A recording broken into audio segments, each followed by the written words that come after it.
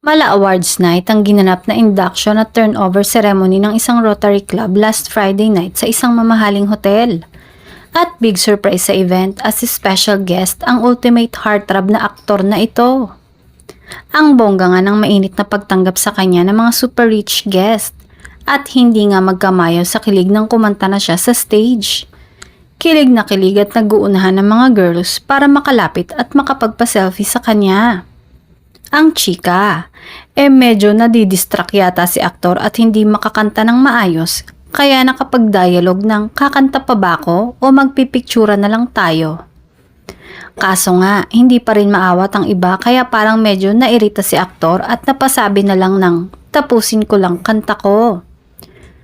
At eto na nga, mukhang na bad trip daw yata ang aktor kaya nagmamadali at umalis na rin agad pagkatapos ng kanyang performance.